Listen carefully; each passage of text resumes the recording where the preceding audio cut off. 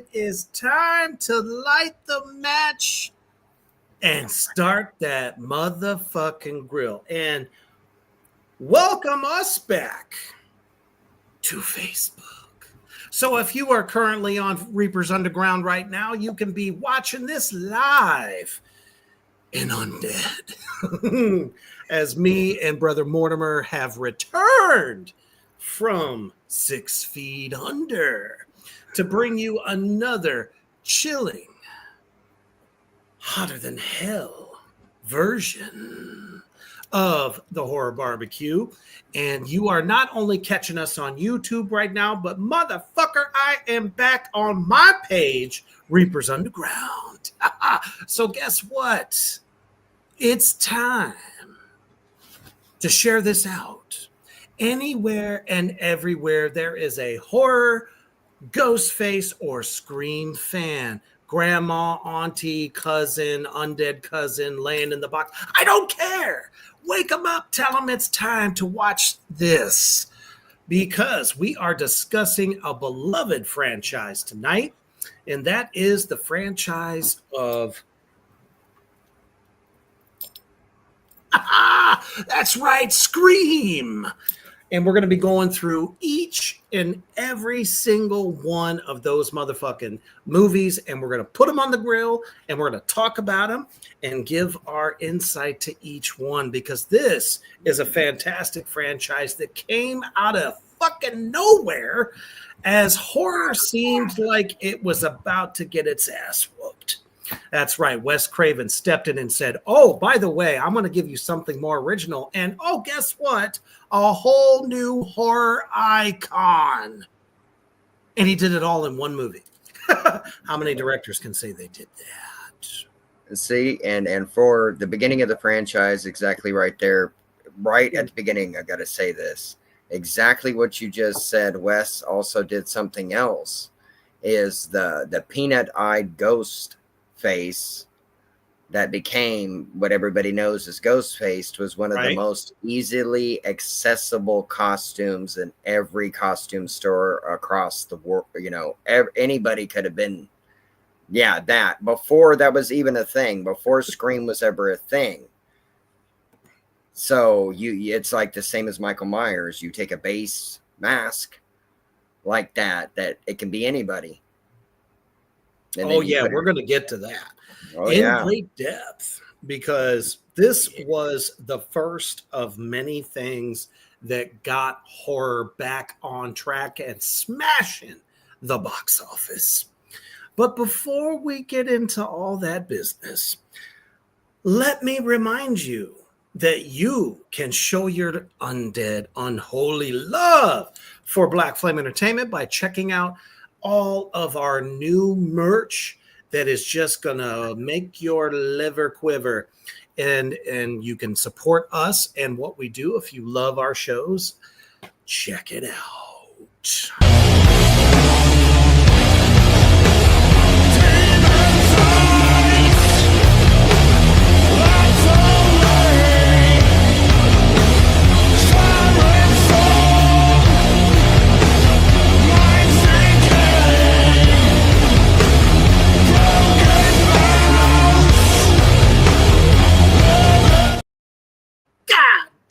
I never get tired of that song. It just puts the chills in my bones, and I'm death, you know? So that's right. It's very easy to do, everybody. You go to Teespring, you put in Reaper's Underground, and poof, you can get your hands on any one of those dark, sexy motherfucker shirts right there for whatever show you love and want to show your love. And if you want Mortimer and the Horror Barbecue resting right over your horrific horror heart, I'll protect you well. Now, my thing is I cannot wait to see how the Horror Barbecue t-shirt fits on a woman, because suddenly it's like your eyes are gonna pop out of your head. Anyway, just a little horror humor there. Anyway, it's worth it. Oh, yes, it's definitely worth it. Worth it. All right. Hello, Call of Terror. new viewer. Awesome. And just a reminder, we're back on Facebook. God damn it. So we should hopefully start reeling back our peeps. And let's get them in here. All right. Don't be afraid to comment in the comment section. We love that shit. The Addicts of the Dead is what I like to call y'all. And of course, my beloved demons.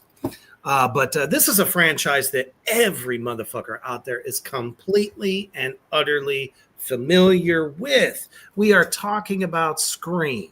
And we're going to start it off with what some of us, a younger Reaper, and apparently it didn't make it in. I am so sorry.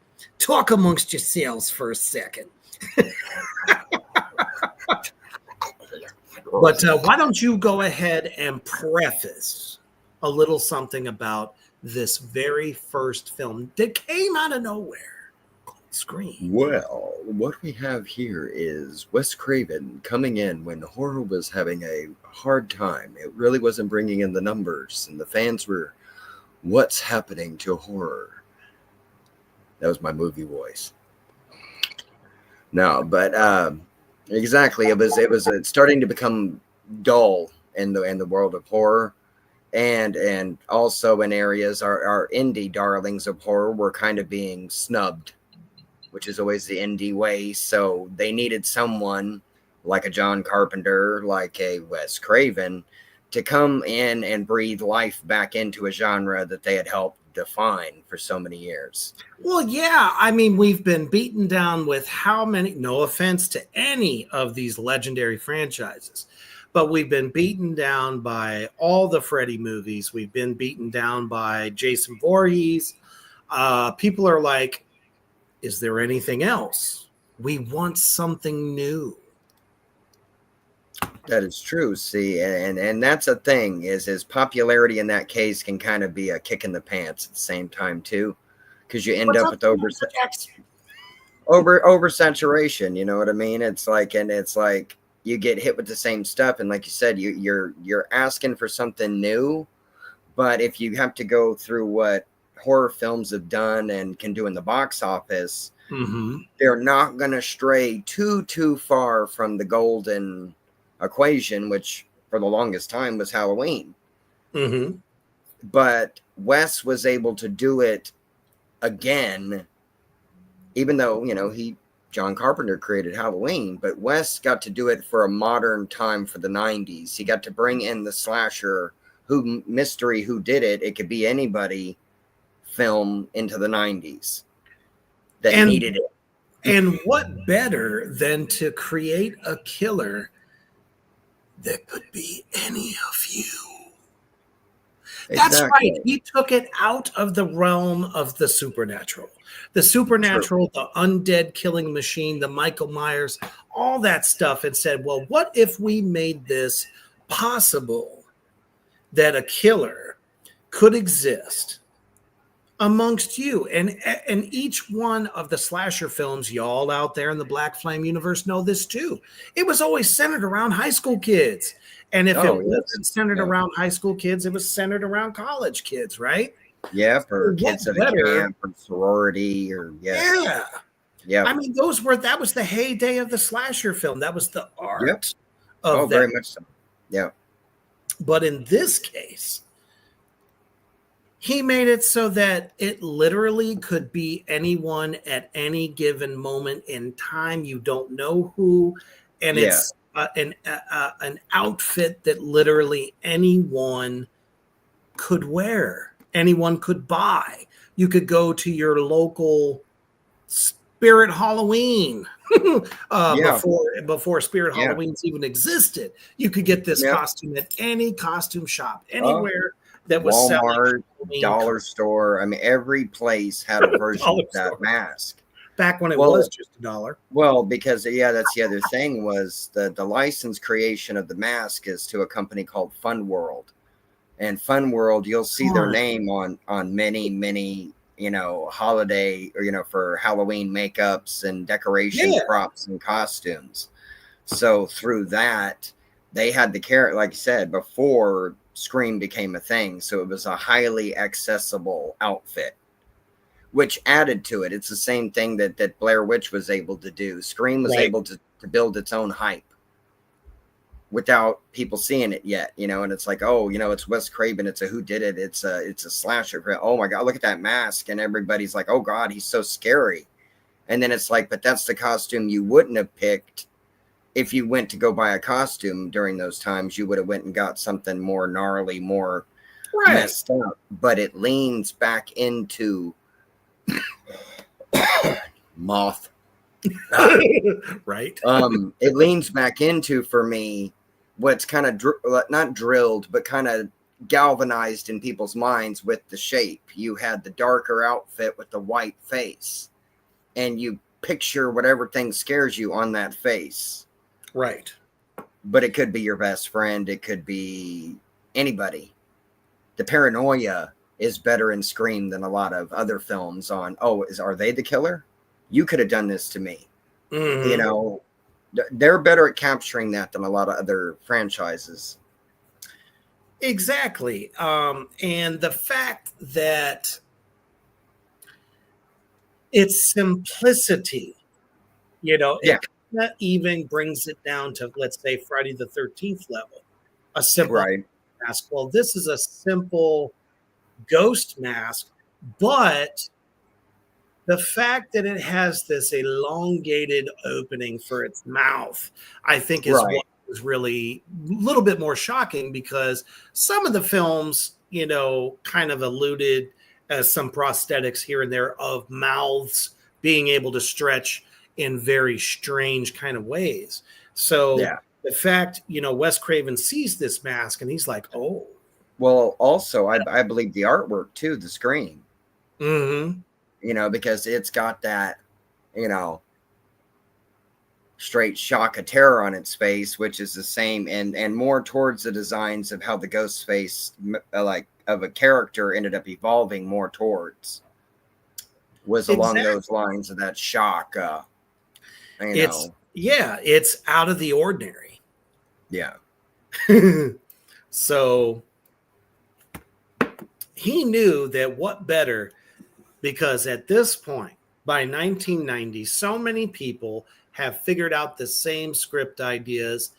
It's a horror movie. It's a slasher movie. Exactly. It's 1996. You're so prepared. Yeah, over prepared at that. So why not let that play into it? Yeah, and what you did, exactly. He turned the genre inside on itself. Now you have to play by the rules of surviving a horror movie. And if you don't, you're done, and it's like the first one especially played into that, almost like Final Destination with the rules. Mm-hmm.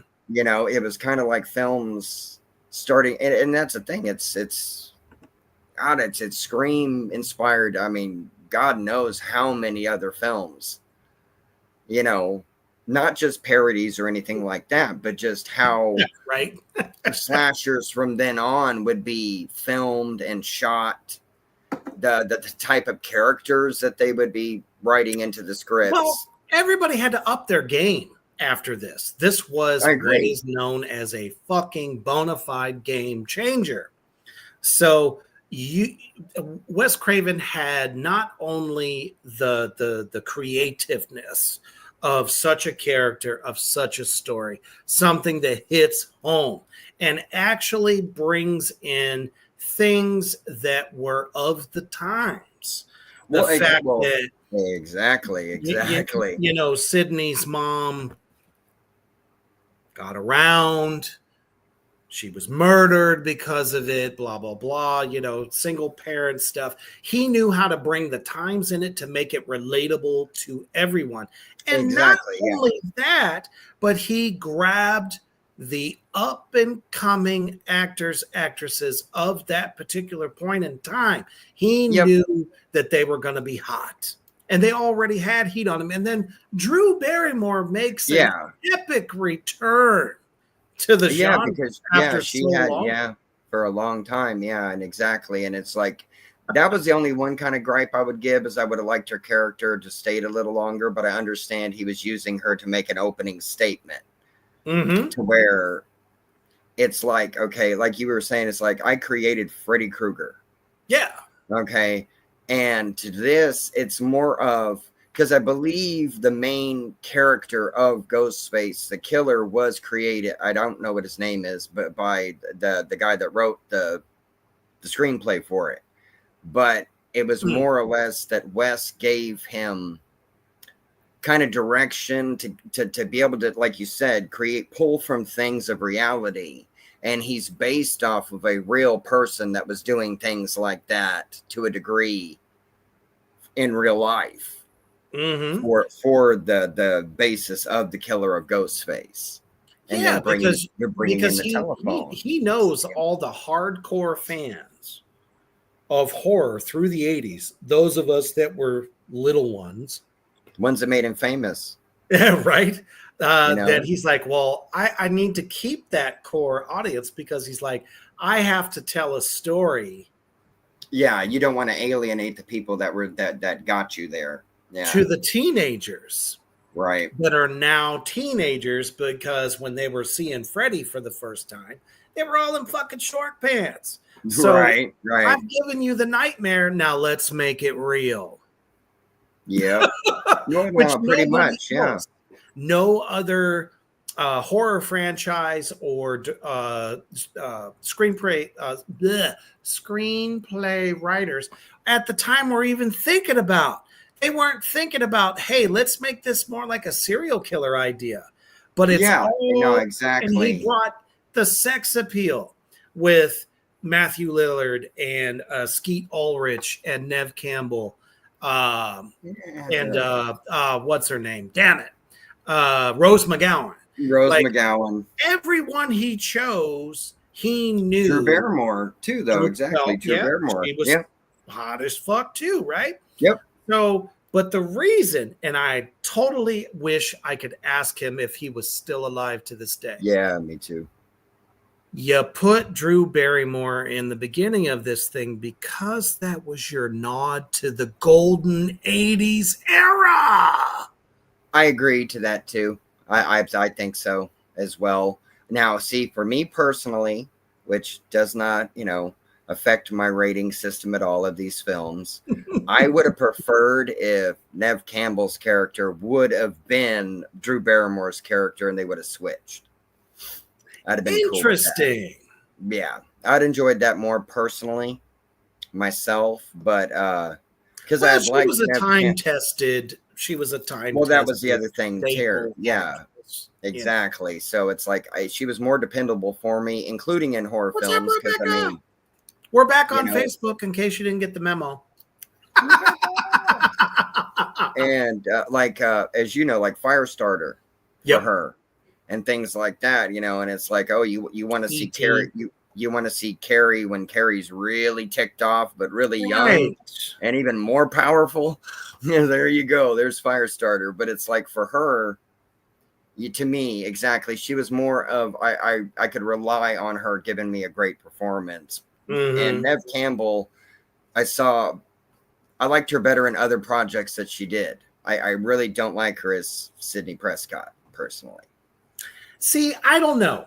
That's where probably one of the few times that I will probably disagree. Well, that's what we're here for. That's why there's two of us. Exactly. Get both sides of the horror coin.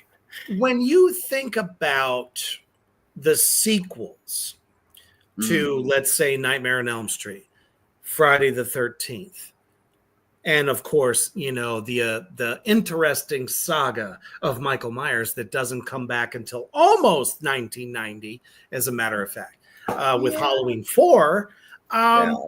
They brought in new talent, fresh faces at that particular point in time. I do like that aspect. But you're right. I mean, it's the same they did. You're right. It's the same to Kevin Bacon getting killed by Jason. Oh, yeah. Stuff like that. I mean, yeah, exactly. Neve Campbell comes out of nowhere. Rose McGowan comes from the indie circuit prior to this. I believe she did Jawbreaker before she did Scream, Jawbreaker, right? and I think Doom Generation as well. Yeah, see, that was the first time I saw her was Doom Generation. Mm-hmm. Oh, those movies are crazy. But of course, she gets into this film and her career goes. Oh yeah. See, and you're right though. He did. He picked everybody went big. Yeah, for real. In I mean, just getting roles left and right. Right, and I'll give it to him, even though he gets on my nerves now. But Matthew Lillard, had like Serial Mom and things like that. Which I thought Serial Mom was fun. I did. I loved it. I really did. I loved that type of movie, but he had already had films he had already done. It's like him, Drew Barrymore. I'm not sure on Skeet if he had prior work. Oh, I love it. Call of Terror says, I disagree. Leave Nev Campbell alone. Kill Gale. OMU Doom Generation. Oh, man. I think by this point, I think that everybody that loves this franchise is like, we're so done with Gale at this point. How many people are going to keep surviving? Oh, the originals. And well, we'll get to that. We got so many. What the one? So let's go ahead and kick it off right and proper, demons and addicts alike. Let's go back in time to when suddenly you see a commercial come on the TV, and it's this. Hello? Hello? Who is this? You tell me your name, I'll tell you mine. I don't think so. What's that noise? Popcorn. You making popcorn? Well, I'm getting ready to watch a video. Really? What? Oh, just some scary movie. You like scary movies? Uh-huh. You never told me your name. Why do you want to know my name? I want to know who I'm looking at. Someone is playing a deadly game. It all began with a scream over 911. Someone who's seen one too many scary movies. Now, he's taken his love of fear. Hello? Hello, Sydney. One step too far. Do you like scary movies? What's the point? They're all the same. Some stupid killer stalking some big-breasted girl who can't act, who's always running up the stairs when she should be going out the front door. It's insulting. There are certain rules that one must abide by in order to successfully survive a scary movie. Number one, you can never have sex. Hey, shoot, this me. Never, ever, ever, under any circumstances, say, I'll be right back. Because you won't be back. Get another beer, you want one? Yeah, sure. I'll be right back. He didn't make the rules. The police are always off track. If they watch prom night, they'd save time. He just kills by them. Don't answer the phone. Don't open the door. Don't try to hide.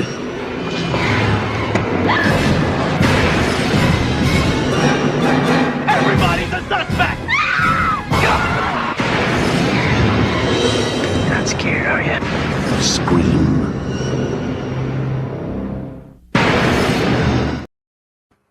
Fucking genius. Fucking genius. Like I said, Wes Craven, in just that trailer alone, creates a fucking legacy that is almost bigger in a lot of ways than Nightmare on Elm Street. See, I would say to a large degree nowadays, really, too, as much as it's picked back up, and we have not gotten a good Nightmare in a minute, even though Robert Englund, listen to me, we don't need Freddy doing backflips. We don't need him fighting Jason and with mixed martial arts abilities. Just play him one last time for all of us. Stunt actors are for.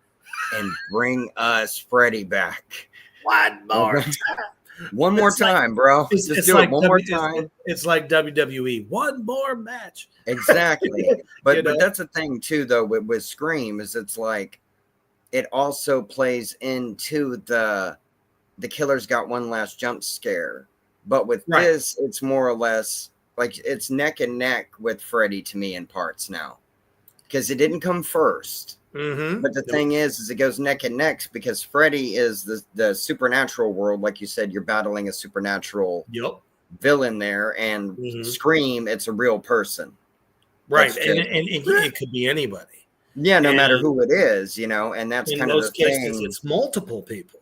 You know? Exactly. And it's like that's where it leads into almost like, you know, We Are Legion kind of thing. Oh, yeah. With it, you know, because you could end up with a movie that has multiple, like more than, you know, even though you know, this film, we start out with, we'll just say, okay, spoiler alert, if you have not seen the first Scream, okay, you end up with 2 killers. Yep. And that was one of Wes's first kind of twists there.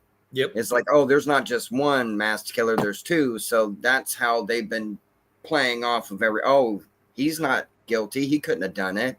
And up to that point, no one had ever done that. There had never been. Not that way. Exactly. Not that way. If there was a second killer in most films, you didn't know they existed until they crawled out of a hole in the wall or a painting or something. And you never know, like Castle Freak style, didn't know they were there. Yep. You know, but not like this. Exactly. Nope. They went, this made it more personal. Yep. It's like if oh well, here you go. There's a good thing. It's like if Jamie Lee Curtis's, you know, Laurie Strode, one of her friends was Michael Myers instead of this masked killer that shows up taking out babysitters. If it's one of your friends, ooh, you know, but which one is it? Do you know? Do you have any clue? Is it male, female? You have no idea. That's the thing that was so the object beautiful. Of your desire. You don't know. It's seeing that's the thing. Exactly. Paranoia. Liz brings up a wonderful point too, because we were talking about how Wes Craven had the foresight to add every trend that was happening at the time. We see the internet for the first time in a film. We see the caller ID, as Lizzie let us remind it, and that people still pick up the phone. Cell phones were not that big of a deal in this first. Well, it's also with this one. I felt like the other thing that Wes was doing was saying that the final girl in her own rights kind of knew she was going to be the final girl from the beginning. Right. Because it's like in the trailer, it's like, you know, that's stupid. Oh, the big, and I got to defend the big breasted girl that runs the wrong direction in a horror movie. We still love you very much. You do add to it. Thank you. But it was showing she was intelligent right out of the case. So it would be harder for somebody that is like Ghostface, but who you would find out is Ghostface, to do what they want to do. Right. You know, she's going to be a thorn in that side. And I do give her character. She's very good at that. A lot of props, yes. You know, for that. Oh, she did well. It's just I enjoy her in other films more than the Scream series. That's all. And absolutely, and for a lot of some of the characters, that's very fucking true. That's true in other cases too. Which, you know, obviously Matthew Lillard in fucking 13 Ghost reboot. God damn. I enjoyed that. I wouldn't mention 13 Ghosts to him if you meet him, because. Well, obviously. Other than that, we won't touch on that subject. That's but another story. Now he's an animatronic bear guy, so that's good. Well, and that's awesome too. Yeah, do your thing, man. I totally for but him. But he was also an actor that branched out. He showed up in Dexter. No, he did, and Salt Lake City Punk, and so many other Law and Order, all these other different things. Yeah, and that's wonderful, because unfortunately, not all of the beloved cast of this first one got anywhere after this, which is so fucking weird.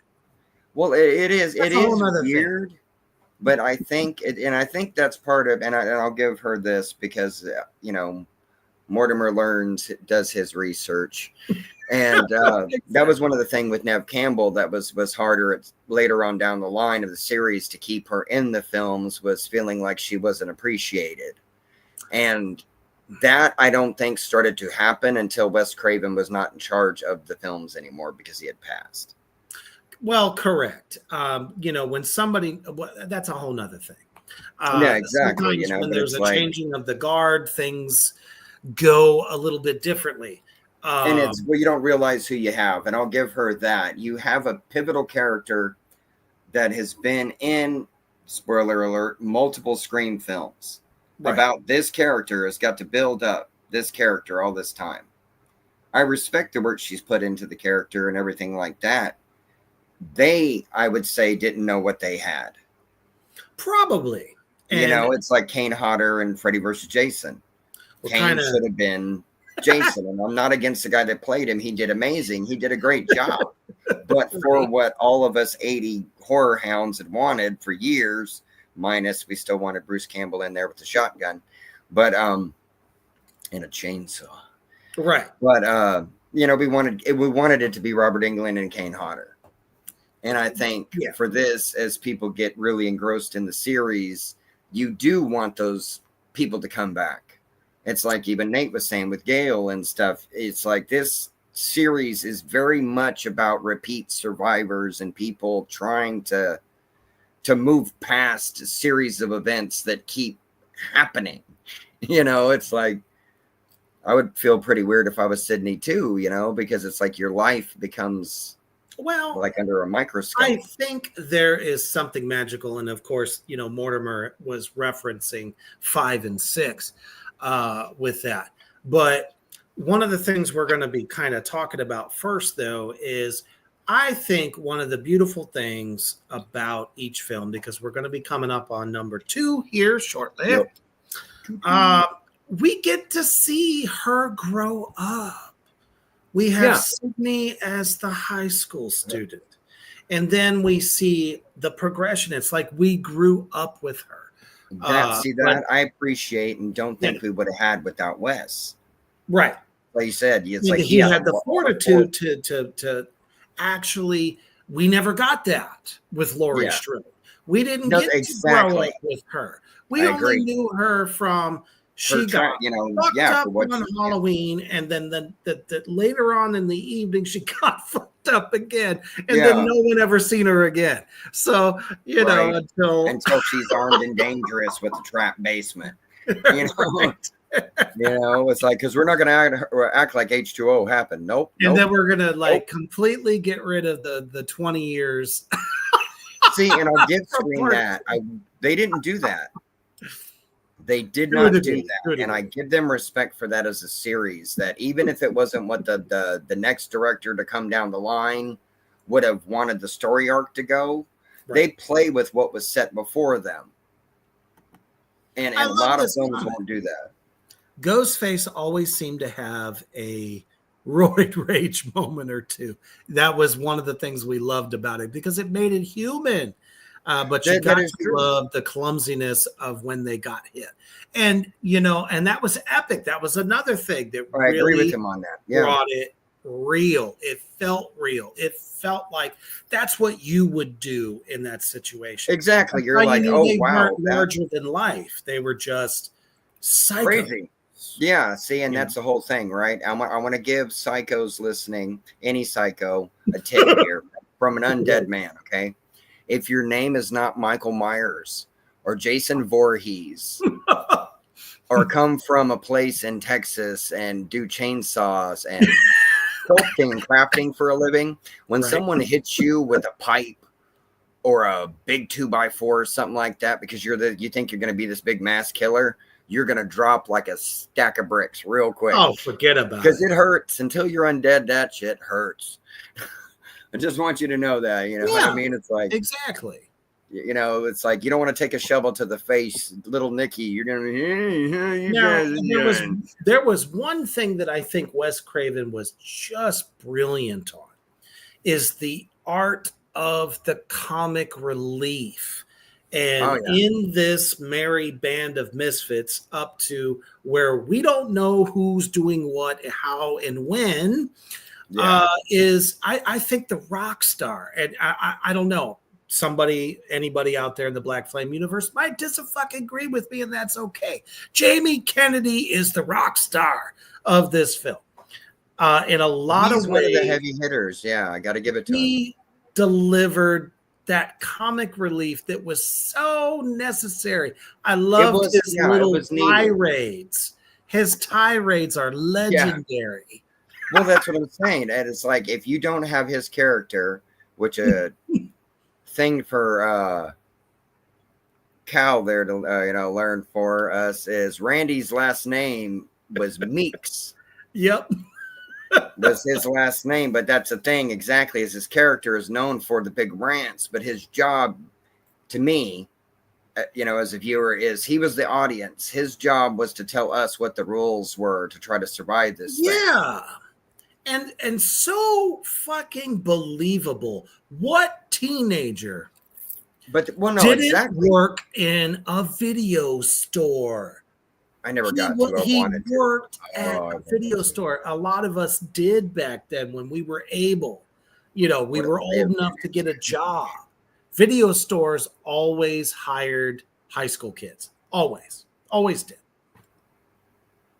So I don't know. That was just one of those pivotal. Oh my goodness. Let me try that again. Pivotal characters in the story that really brought it home. But he did. I think it would have had a different vibe. Right. Like the whole movie would have been like a Hallmark serial killer, Agreed. horror, romance thing. Right. You needed him.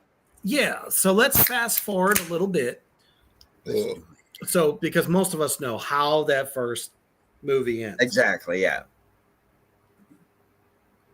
Lead into. We are now taking. Oh, wrong one. Damn it. There we go. A lot of them look alike. Oh shit, that's the wrong one too. They do that. Oh shit. It didn't actually make it in. It's fucking StreamYard. Well, okay, anyway. So we're gonna fast forward to part 2. Okay. It should have been in there, but it didn't make it in there. So I'll give you guys a hint. It's got the screen face on the front of the movie, the cast, and it's got the rest of the screen cast too. So yeah, Okay. why not do for the sequel, the art of the sequel, as we know, doesn't normally do as well. But damn it, this sequel was fucking tasty. And here's the thing. Well, I'm so glad you said that, because this is what's interesting to me a lot. Is the sequel to Scream came out literally the year after the first Scream. Mm-hmm. And it stands up. It holds up because they had to strike on that popularity of how much Wes Craven had just reinvented horror again. But this one had its points to where the story continued. Yeah, it's literally pick up after the aftermath. Exactly, and it's like I like to think of it as Sidney Prescott, the college years. And there's another psycho Ghostface killer's trying to kill me. Well, sure. But it's a whole new playing field. You think that the worst is behind you. Yeah. And of course, she's getting pranked like a motherfucker. Totally makes sense.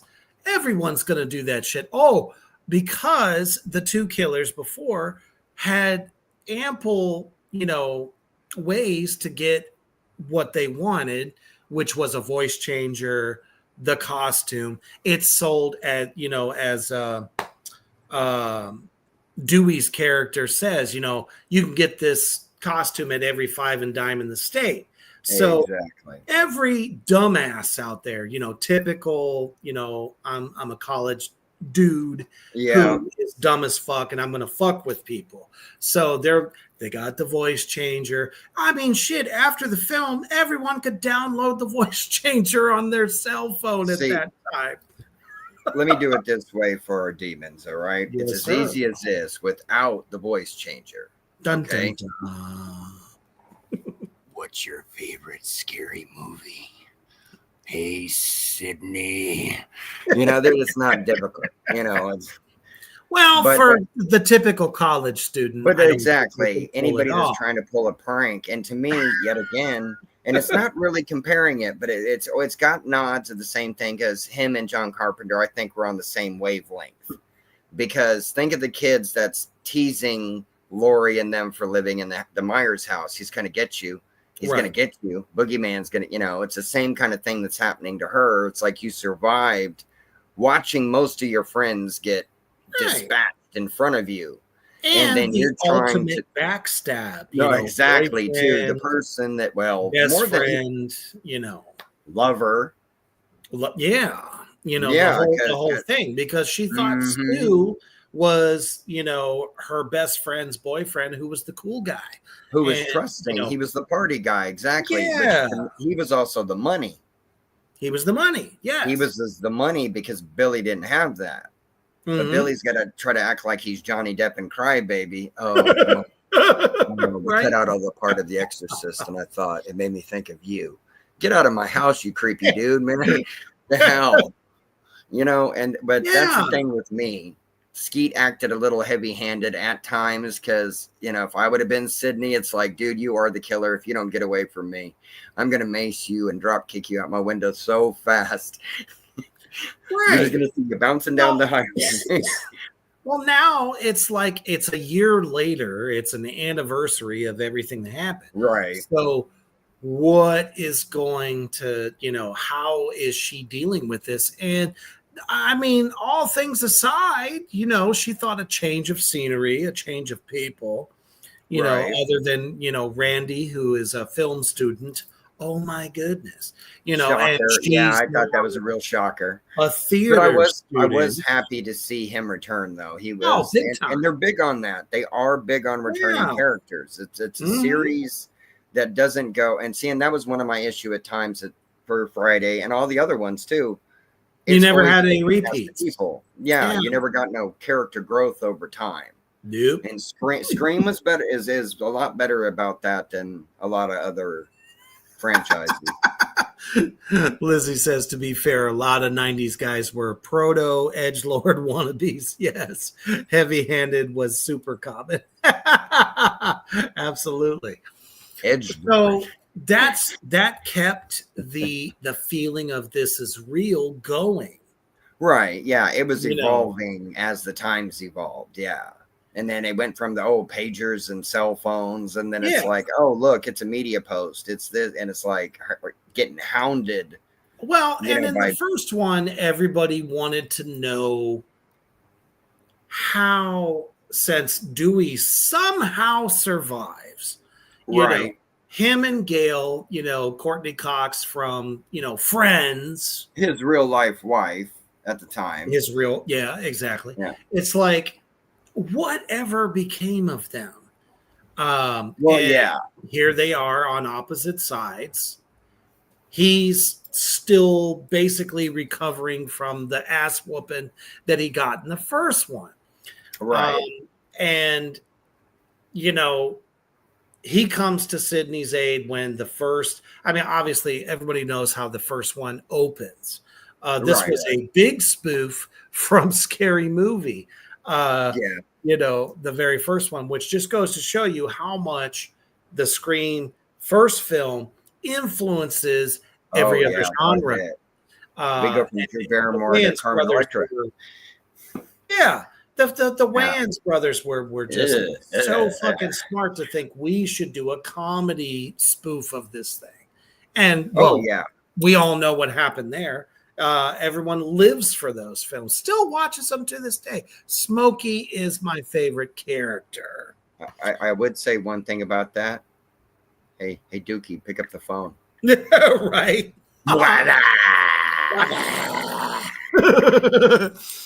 But exactly. It inspired. Well, I would say it also helped inspire a movie called Valentine, which is another slasher. I love that fucking movie. But to me, one of those. It's one of those what I like to call a smash and grab.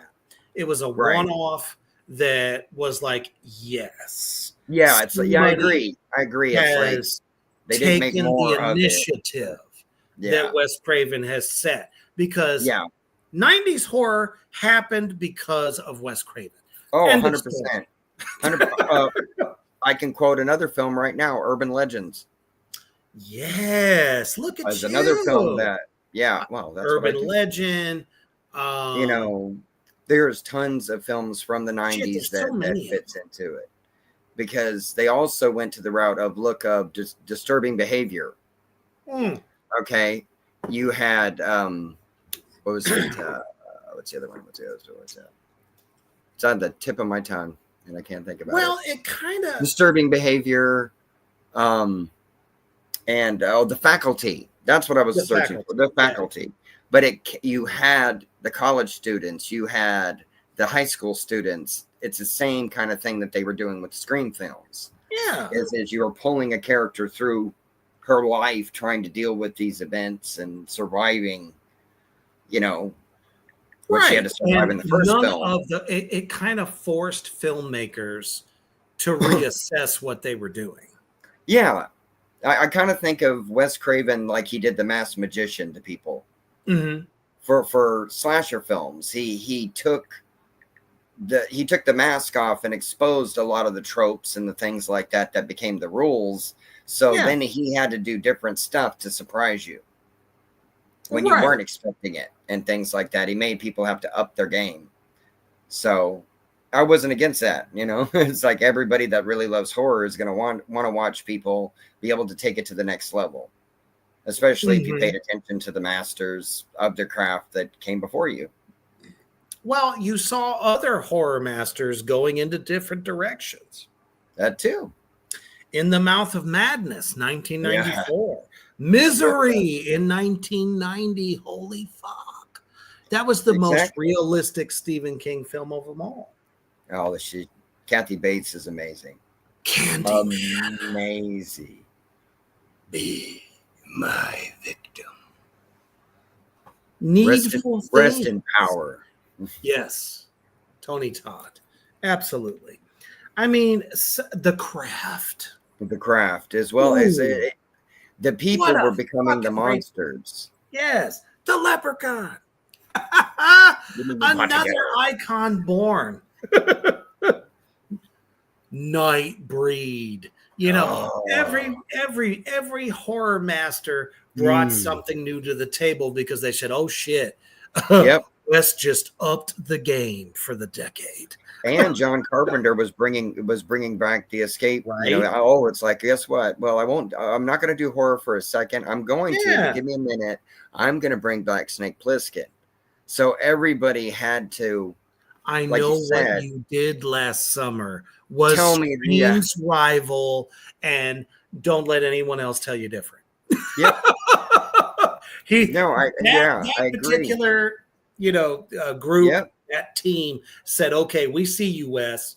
So we're gonna get some more sexy people that are teenagers." See, that's the beautiful part about it. Is I think he kind of forced indie actors and indie films to kind of up their game as well. Big time. And now, luckily enough for us, indie horror has been redefining what horror is and what it can be.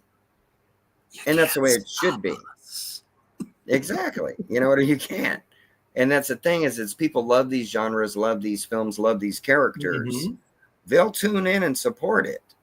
They'll go to the movies, they'll go to the drive-ins, because it's a love of horror, but it's the people like Wes, like John Carpenter, like Lloyd Kaufman. Got a couple horror movies in there. Some horrific shit, but it's the same thing. It's the people that care, you can tell.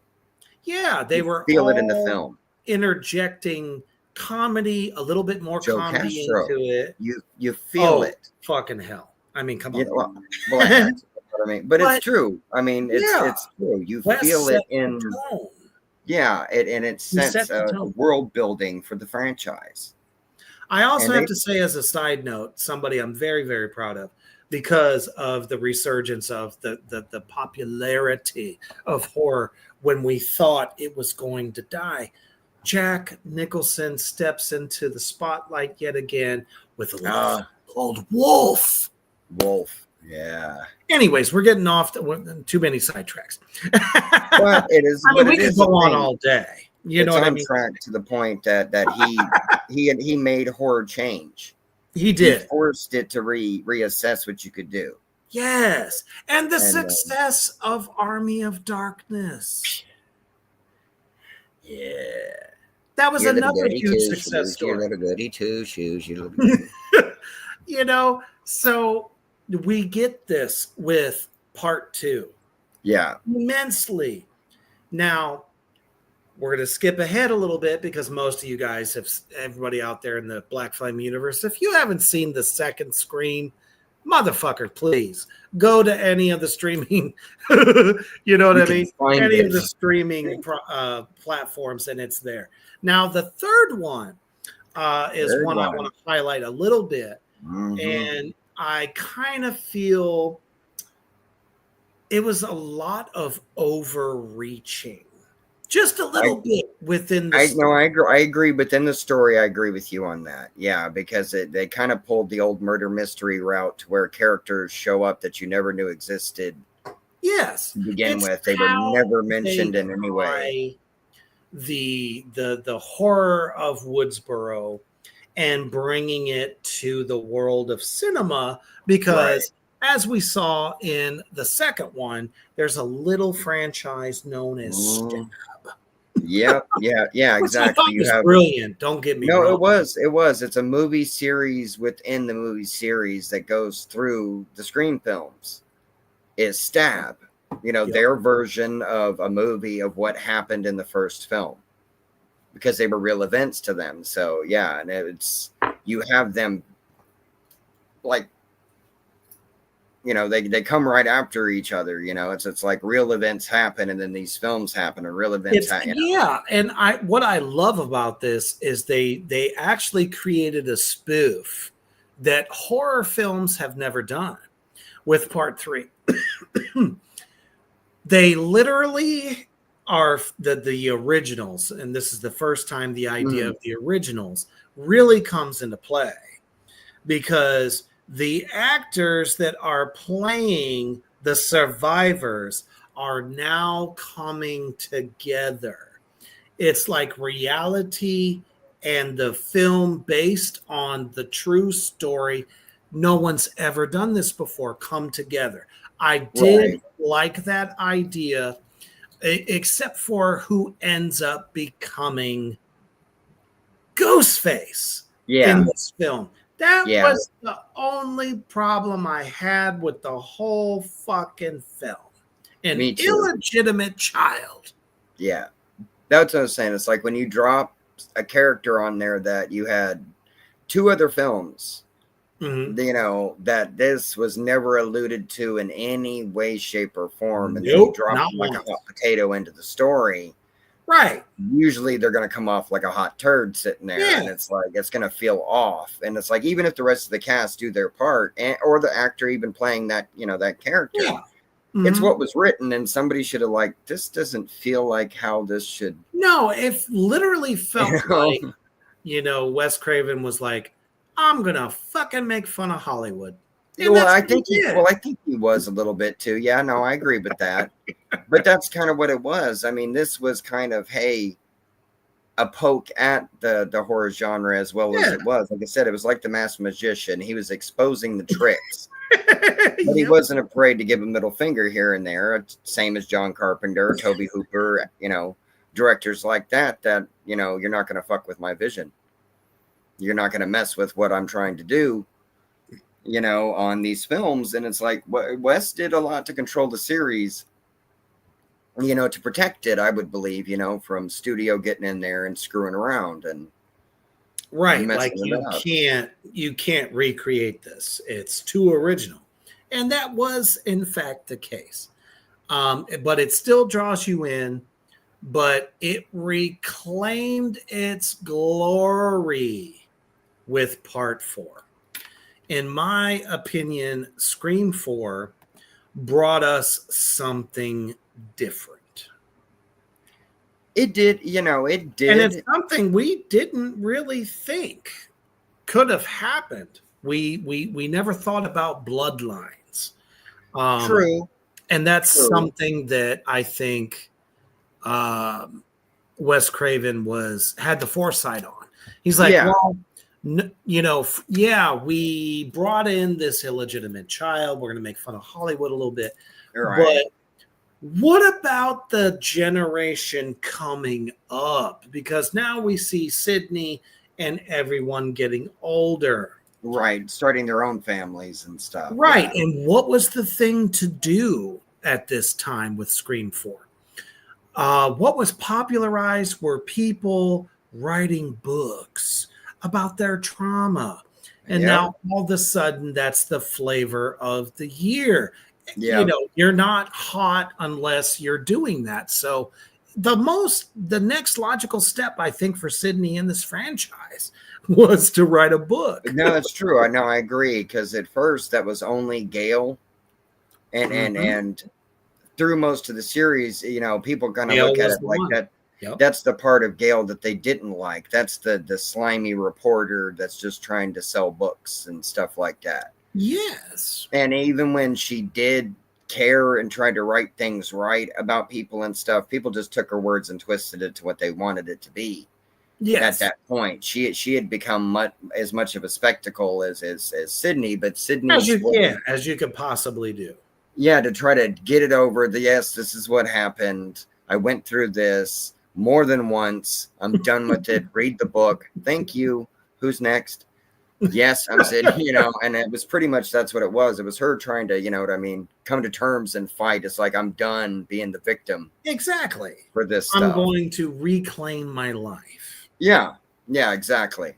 Dewey becomes, you know, chief of police. And him and Gail are now married.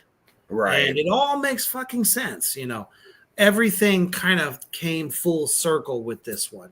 And again, we bring a whole new host of undiscovered talent Yeah, you're bringing that are I agree with taking that. Yeah. those high school roles. Well, for any good slasher film, and I know you'll agree with me 100% on this. Hey, what's You up, need- Kyler? What's up, Skull, brother? You need cannon fodder. Yeah. Yeah, You need a fresh body count. blood, as it were. Yeah, exactly. You need fresh blood, and a lot of the other films, like we were just talking about before, Mhm. it was always a new cast every time. Most of the time, you know, Yeah. we get in it. You know, even Tommy Jarvis was like 3 different dudes. So it's like that happens, but with this one, it really was kind of here we're going to bring some veteran people that have, you know, been through and survived all this way, but we're going to bring in the new talent and the new blood in there as well. Yeah. Right. And the you know, it up-and-comers. was the perfect marriage. You were able to hold on to a lot of those staple characters. Right. But at the same token, we're going to give you some other new up and coming actors, actresses that are going to be able to stand next to these legends of the franchise. And damn it, they worked well together. No, they did. They did. The chemistry in the scenes and stuff came off really well. And then, of course, with, like you said, our stable veteran actors, they had already had years of building. Like it's like you said, each one of them, we got to grow. The legacy was solidified. Yeah, and that was the thing, exactly. And most, seeing that's the thing. I guess Wes Craven, right, would be the only one that I can think of legacy-wise for that end, because it's like Halloween, you got Laurie Strode, that's it. Well, and Loomis. Rest in peace, Donald Pleasant. Right. But you have... It wasn't until H2O that they really introduced some new blood all the way around. Yeah, exactly. Yeah. Character. Exactly. And it's like, but for like you had Nancy for Freddy, but then you started having all of the Dream Warriors. So you would get certain people that would show up in the next films. You would have some continuation. Yes. And at least for the Scream films, at least through Gale, Sydney, and Dewey, you had that continuation of people that had been there, and you know, I know what the hell. And we loved them. We loved their character. Yeah. No, they did good. They became the cornerstones. I wish Randy would have made it, though. Well, he forgot one of. He met his end in part 2 because he forgot a rule. He did. He didn't watch it back. Don't bait the fucking killer. That's true. Don't bait the killer. I mean, you don't do that. Yeah, like, you can say in the moment when you're face to face and you don't know that they're hiding somewhere. It's like a video game. Exactly. You know what I mean? You poke the bear when they're trying to kill you because you throw them off their game. Instead, he did it by phone, and well, you phone it in, you pay the price. You know. Yeah. You get phone checked. But who would have thought the cousin, the cousin of Sydney, would be the one to fame seeker? Yeah, and the idea of the Stab Club, the theater horror movie club, because at the time when this film was being made, high schools were all about having we have a club for this, a club for that, all your interests. Well, this goes beyond, playing D&D club. This is horror club. So we're going to focus on the Stab movies. Well, I picked, me personally, I don't know about y'all out there in the Black Flame universe, but I knew ahead of time one of the guys that was running that damn horror club was one of the killers. Yeah, he gave himself away. Yeah, that I agree with that. That you lost some of the mystery pretty fast. A little bit. Yeah. So I gotta go down in points on that for this one.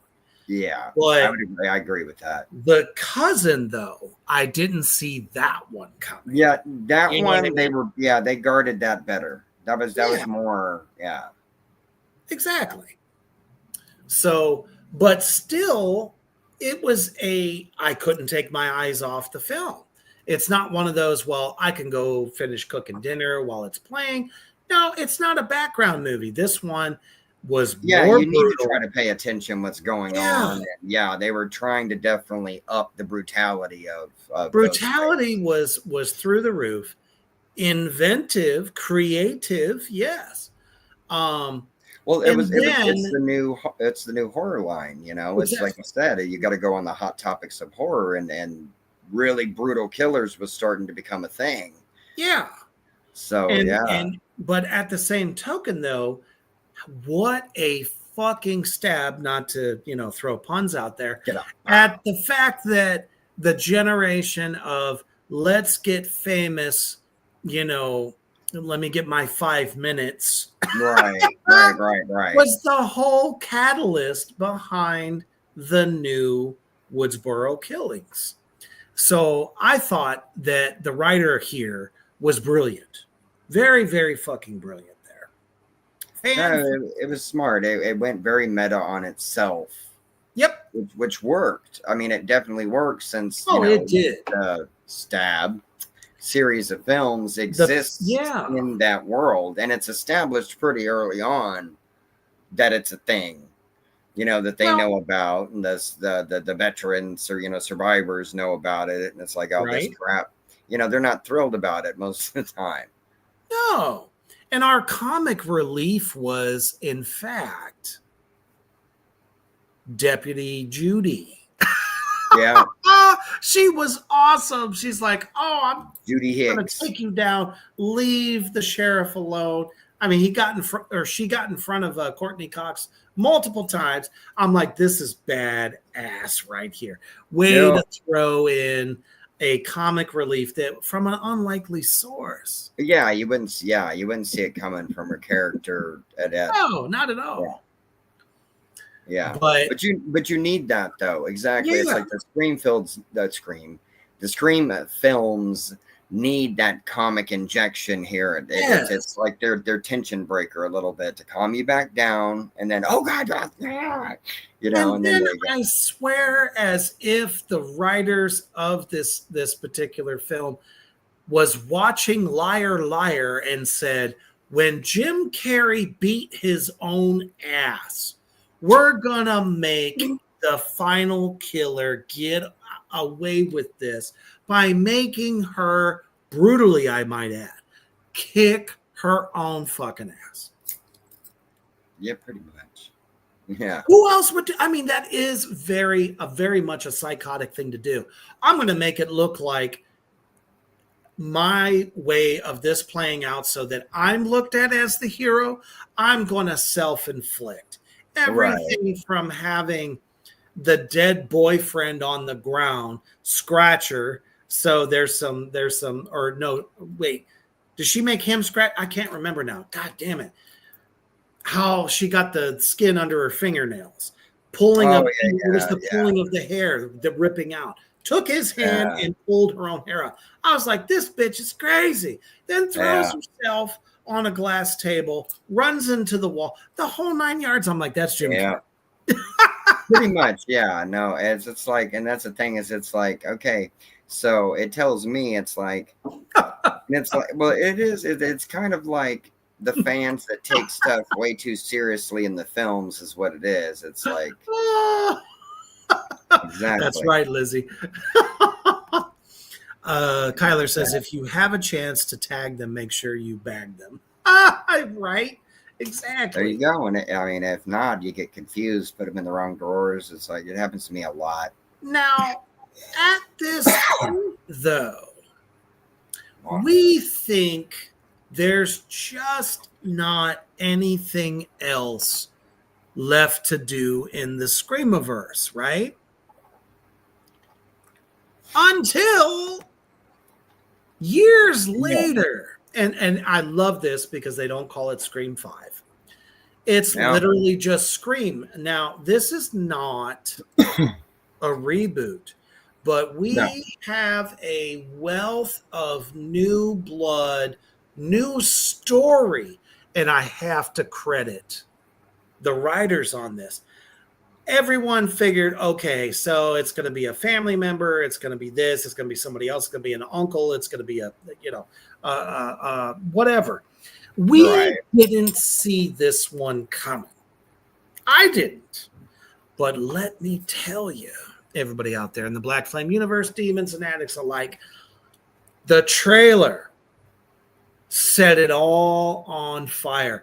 This film is by far and large darker. Yeah. Way darker. Yeah. That's what I'm saying. It's like they started to realize we can kind of make him pretty brutal. Just the character of the Ghostface, no matter who it is under the mask. So that becomes, to me, it seems to like a going, I'm going to outdo whoever was Ghostface before me. They're like, we need to make him more frightening. Yeah, and exactly. By and large, we need to make the story even more frightening. And what way to do it than to find Jenna Ortega it's brilliant actress.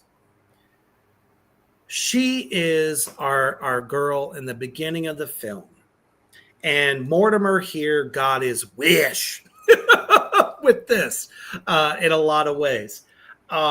We're going to go back to the beginning. We're going to set it up like as though this was the first film. It was definitely an ode to Wes Craven at this point. No, I would agree to that. I would agree. It's like it is trying to, like you said, it's like capturing that's like lightning in a bottle. Yes.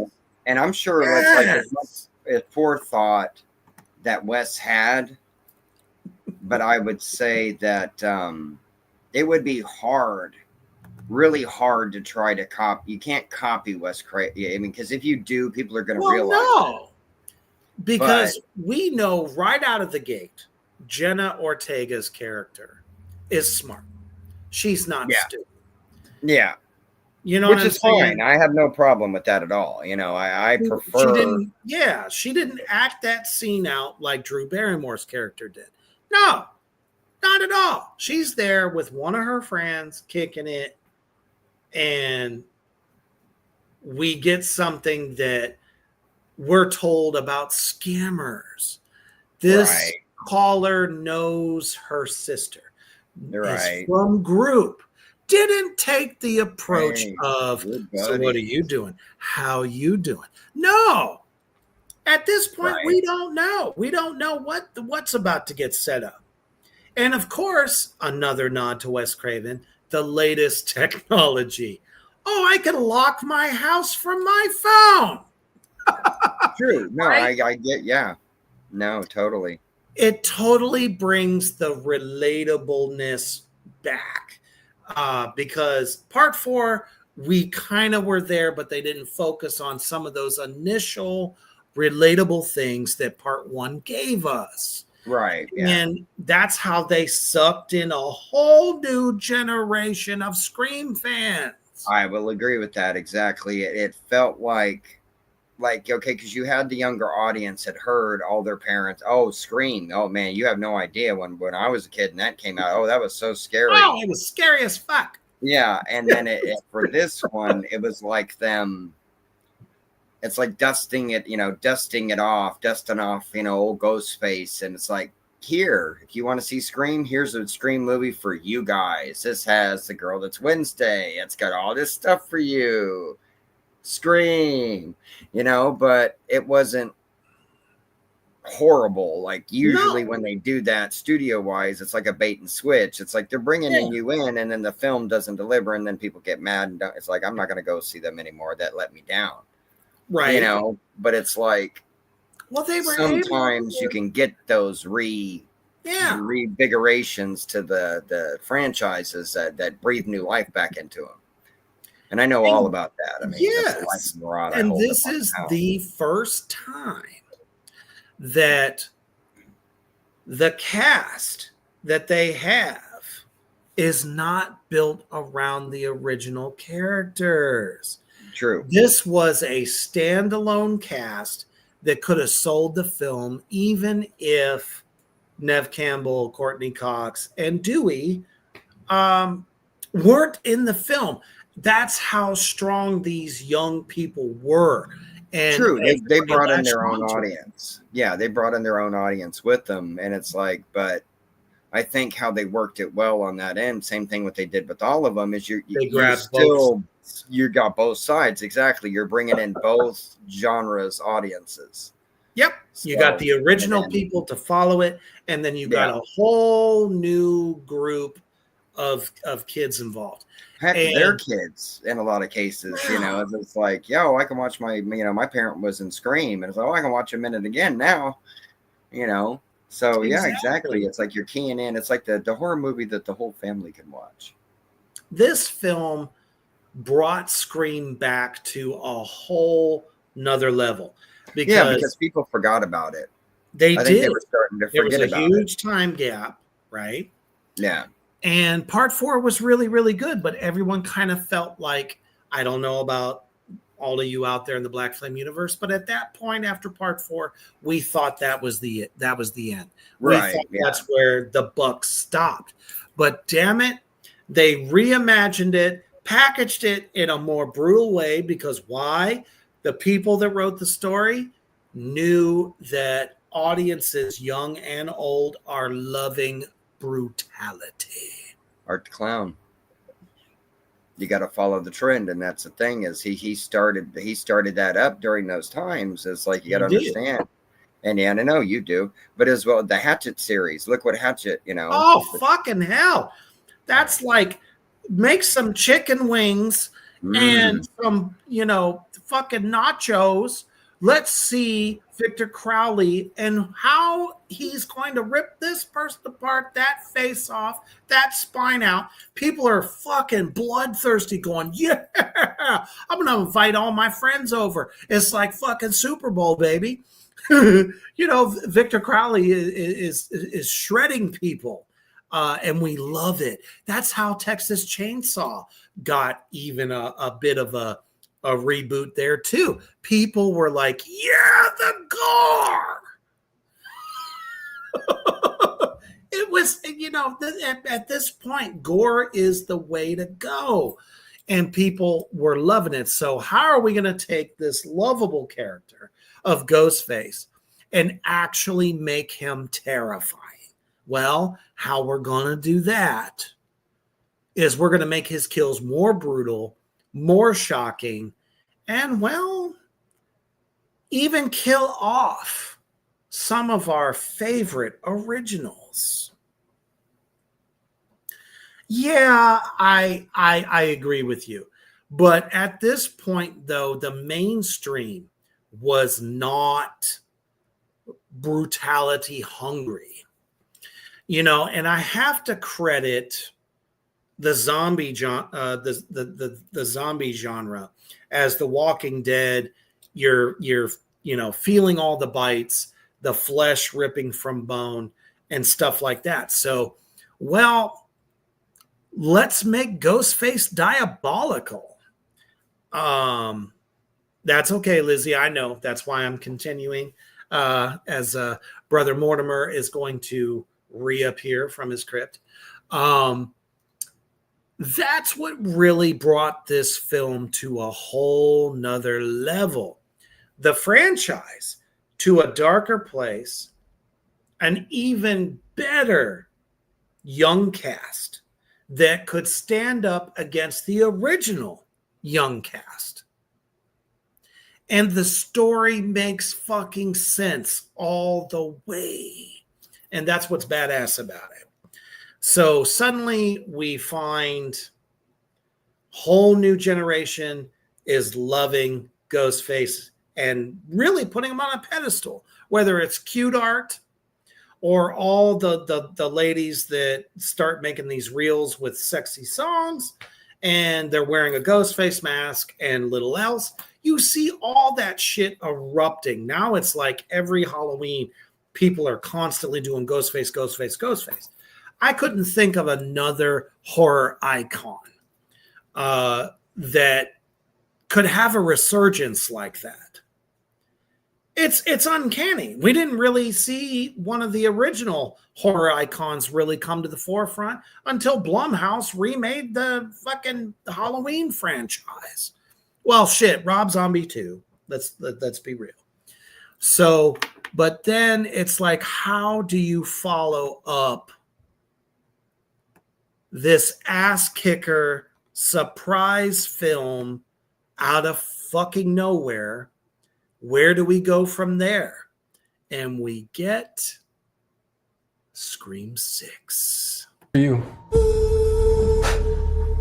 Strange that you and I have never spoken on the phone.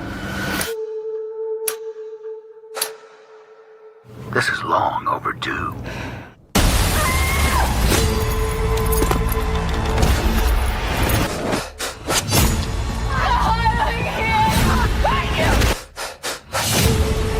What is this place? A shrine. Did you miss me?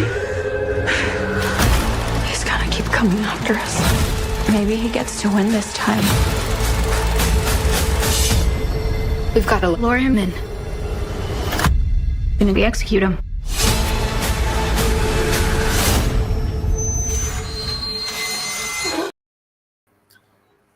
This is Ghostface. I'm gonna kick your motherfucking ass and you ain't gonna stop me. Because it's no longer about we can hide. You know what I'm saying? Ghostface doesn't have to exist by just these, surprise attacks. He's not afraid anymore. I'm going to attack you in a fucking 7-Eleven. I'm going to attack you in broad daylight, and I don't care who sees it. This is a whole new level. And I couldn't think of a better way to follow up part 5. Let's get your thoughts there, Mortimer. I would agree with you exactly on that too. It's more about making a statement for the character for Ghostface. It's kind of like what they did when they rebooted Halloween again. You made Michael no care walk into a group of 10, 20 people. Oh yeah, I don't care if you see me. Yeah, I don't care if you see me. Exactly. It was like they upped the boldness of the character and took it more out of the shadows. Yes. Yeah. It's the first time it's the first time we see Ghostface wielding a pump action shotgun. Right. Yeah, right. Because I guess the worst on that one, really, in most cases, really would always have been a handgun. Yeah. That one, because of Billy and so forth, Yeah. But this was a much more brutal Yeah. version of Yeah. Ghostface, in my opinion. Well, it was going to have to So- be, to me. I think with what you were contending against, with what horror was dishing out, if you're going to bring out Ghostface, an iconic character and stuff like that, you better bathe him in it, because that's what's going on right now. But you need to do it and tie it into the stories that have come before it, or people are going to be like, well, that came out of left field. I mean, the kills were cool, but And these were unpredictable. Right. And they were brilliant. They throw you off in the very beginning. Mm-hmm. When does that happen? The Yeah, very you first usually kill- don't. Yeah, you don't get you it right don't at get the that. beginning. No, most of the not time. at all. The first fucking kill, you already get the mask taken off and you know who it is. Who would have thought? Right. You know what I'm saying? That his counterpart would take his ass out. And then we have literally no clue Yeah. who the killers are. At this Yeah, they were big about kind of holding that to their chest for this one. Mhm. Keep it close so you wouldn't be oh, okay, it's automatically this person, or it's No, automatically. you couldn't premeditate it at all. Yeah, You couldn't yeah, go, they did. oh, They I did know who better it with is. that for this one. Truly, yeah, Yeah. yeah, I would agree with that completely. But it was also like you were saying, and like when I came back in because a bat ran into my internet. Well, they're all over the crypt. Just like, what can I do? It's hard Hopefully enough he's to get a okay. reception down here. Literally. Right? Ugh. But on that end, it was more of like where he had to. It's Ghostface saying, "I'm here and I'm gonna mess you up. I don't care who sees it. Yeah. I'm It's making like, a statement." I'm going to like just tear you limb from limb, and there's nowhere you can hide. Right. It doesn't matter if you're around a bunch of other people. I'm just going to seemingly take them all out around Right. you just to get to you. You're right. Exactly. Yeah. It's you definitely have way more of a bigger collateral damage if Ghostface shows up in this. Yeah, I'd agree with that. It's not just that, oh, they're after this one specific person because they know losing them will mess with you a certain way. Stuff like Right. that. This is more, oh crap, here it comes. Oh shit. Better run. It's legit the first time we see Ghostface in a situation where, civilians who are like good Samaritans try to help these two gals. Right. And they're powerless. Right. Yeah. They're powerless to stop the guy. So that just took Ghostface's cred way through the fucking roof. Oh, Yeah. shit. He can stop anybody around him. Right. Right. Exactly. He's Yeah. only one person. Right. But his sneak ability's on point. Right? Totally. But that's the thing, yeah, because in most cases for him it really is a tonal shift too, because it's like we were saying, it's like you took the character out of the shadows, and it's like really a shadow based killer that, like you said, is not just jump scares but popping out of nowhere, or, oh crap, I think I'm getting away, oh I'm not, Right. and it's like I don't care who you're that around. they're tied to the main cast members. Well, Right. in this one, just like the one before it, part 5, the main cast members were not the originals. Right. First time ever. Dewey is gone. There's only Gail and Nev Campbell. Right. And then seeing that's the thing there too, is it's like even for the series is they kind of started to take it out of Woodsboro a couple times. It's in New York City now. Well, exactly. And to me, it was Scream Takes Manhattan. It might have been a nod. I think it could have been in a way. Yeah. Because you're also going towards that route because you're changing scenery. If you change scenery, like you said, you're changing cast, you're changing places where the killer can come from or pop out of, or who it could be, And then, it's like, you didn't kind of know you're walking into basically a shrine to it all, to everything that's happened from the very first film, which I did think that was a nice touch. It was a very nice touch. For me personally, I enjoyed that because it doesn't ignore what came before it. You know, all Nope, the, like you it said, the gives the legacy proper of the props and exactly, carries the legacy forward. exactly, And the yeah, story gets even more creative. and more twisty. Yeah, it's just like, More man, twisted. it's like, how can this one woman run into so many crazy bastards in a row? You know, and it's like, how unlucky is this? You know, like, wow, girl, you feel bad, and it's like you start to, and I'll give Neb Campbell that, and Gail, and even Dewey in parts. You feel bad for all the stuff that they've gone through in their lives, and it's like, we just don't want to get hunted down by a guy calling us on the phone. You know, what's your favorite scary movie, kind of thing. It's like, they're like, we've been through this 1,000 times. Let somebody else take the brunt. Bro, you know, it's like literally, it's like Dewey's like, man, I don't even walk right too well anymore because of how many times I got stabbed. Well, yeah. You know, and it's he like, got X'd out in the 5th one. Yeah, and exactly. So, and it's like, you don't even what's have the next logical step. Yeah. There you go. And it's like, but that's kind of like what it was. It's like you're chipping through them. Slower pace than Morty Right. toys, but that's okay. Well, that is our synopsis of the Scream franchise. We didn't leave any stones unturned.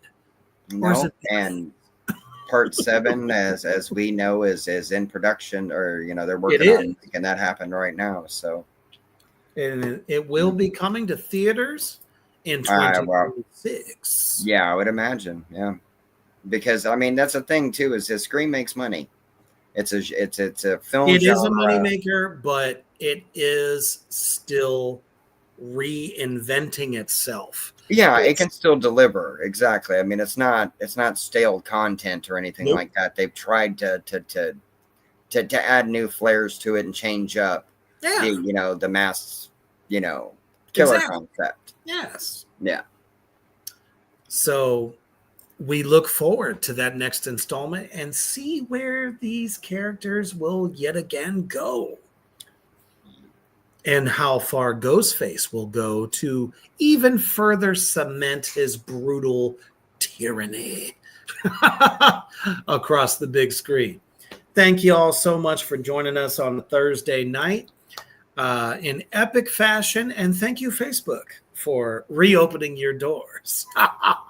You can't keep us away. It's not going to happen. But if you did miss this broadcast, don't forget you can catch the replay not only on YouTube, but Reapers Underground as well, Facebook. So definitely catch that. And we have so much more good stuff coming tomorrow night. The mastermind behind the Creep Footage franchise, director-creator Kevin Jenserowski, will be making his epic debut in the underground. And of course, on Saturday, when you are ready to sin, you are ready to have a good time on a thrill ride from hell. Join us. And who will be our 4th co-host? You'll have to tune in this Saturday night at 8 p.m. CST to find out. And it's going to be incredible. So, as you are getting ready for the last commute of the week, hopefully for most of you, maybe you want to revisit the Scream franchise, go from number 1 and fucking go through all of them and end up at 6 and go, what's next? Just remember, stay heavy.